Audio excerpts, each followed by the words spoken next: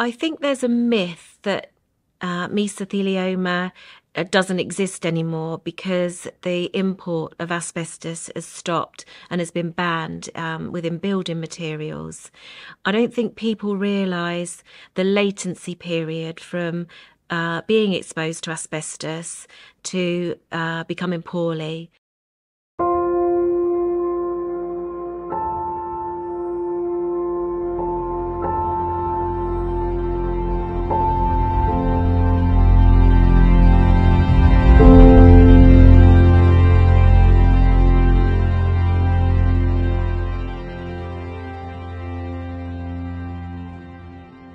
Hasag is a charity that support mesothelioma patients and other asbestos-related diseases. We go and see patients at home shortly after their diagnosis to support them to claim benefits, signpost them to compensation, liaise with their lung nurse specialists, offer counselling, support groups and any other support that the family needs. We look at them holistically and their families to ensure that they're not isolated or alone during their mesothelioma journey. I co-founded Hasag with my sister Diane back in 2006 after losing my own father to mesothelioma. He was diagnosed earlier that year and survived only 10 months from diagnosis.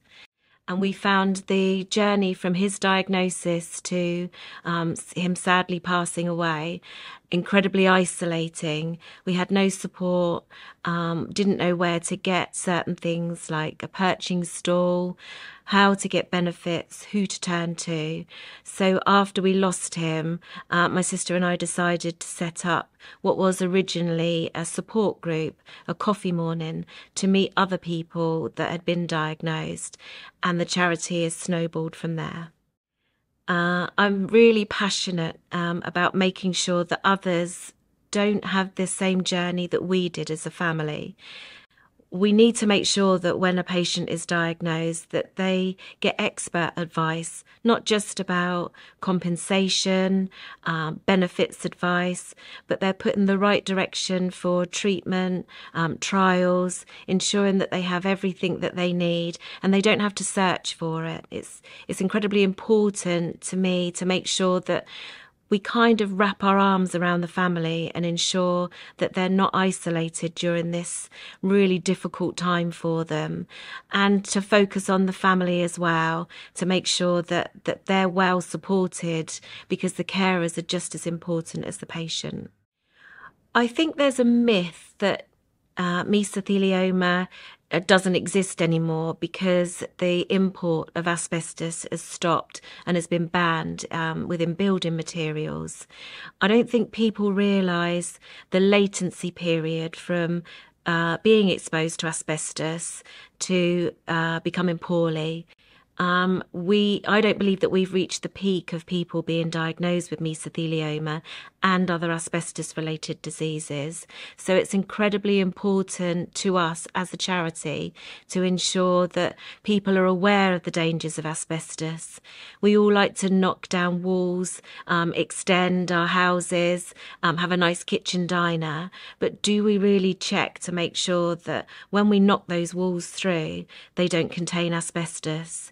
We need to make sure that all the jobs that we do, the DIY, anything that we're doing, taking that shed down, that small garage in our garden, that we're not disturbing asbestos and exposing people, continuing to expose people to asbestos.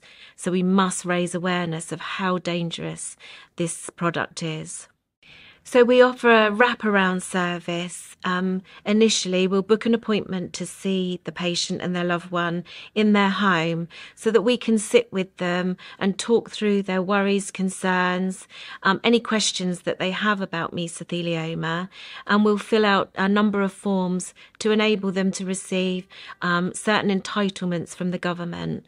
There's some weekly payments and lump sum payments from the government. We'll also apply for a blue badge for them. We'll signpost them to other services as well. That may be occupational therapy to ensure that they get a stair lift or any aids that they may need at home. We discuss compensation with them and offer them a list of solicitors that we've vetted that are fantastic at their work to ensure that they get good advice about compensation. We look at blue badges to ensure that they get those in a timely fashion, and then give them information about our other services, which include a will writing service, counselling service, and access to the support groups that we hold. We hold a number of support groups, 7 in total, and also a Zoom support group for those that can't travel. So we try and make sure that we stay in touch with those patients to ensure that they're not isolated or concerned or worried about any aspect of their disease. The advice that I would give to a patient is to reach out to a support group. That's the most important aspect. And they're able to pick up all the pieces for those patients, which allows them to then concentrate on their treatment.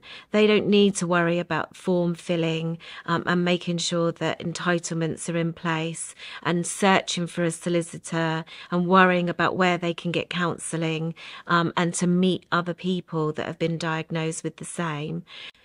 Support groups are at the heart of the support that patients can receive, and it's incredibly important that we help you during your journey to ensure that you don't have to worry about any of paper filling, form filling, any of those worries. All you need to do is make sure that you go to your next appointment.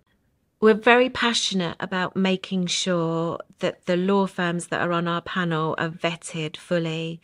So when a law firm approaches us and asks us to be considered for panel membership, we go through due diligence to make sure that that law firm does exactly what they say that they offer. So we'll do our own due diligence to begin with. We'll ask them to fill out quite a long questionnaire about the work that they do. We ensure that they don't charge for their services, and then we'll meet with that law firm to ensure that they're really approachable and easy to get on with during that process. So it's incredibly important to us that we select really good law firms to be on our panel. We love it when patients and their loved ones get involved with Hasag, fundraising, coming along to our events like Action Mesothelioma Day, Christmas lunches, to raise that awareness about mesothelioma. I myself, when my dad was diagnosed, sat in the consultant's room, had never heard of the word mesothelioma. And so when patients are diagnosed, they say the very same thing. So if we can raise the awareness of the dangers of asbestos and what mesothelioma is, and raise money towards research, which is key to one day hopefully have a cure for this terrible disease. That's all that we can ask of patients, to help us raise the awareness of the dangers and treatment that's needed for all of these patients. I think it's an absolute privilege to be invited and welcomed into the homes of all the patients that we see. We come and see those patients at the most difficult time in their life, and they allow us to sit with them for an hour or two to talk about their story. And from my perspective personally, it's an absolute privilege to be able to support these people. Some people say to me that my job is sad. I don't think it is. I think it's an absolute pleasure to be able to meet these people at the most difficult time in their life. And I'm thankful and grateful that myself and my whole team at Hasag are able to do that and support patients and their loved ones shortly after diagnosis.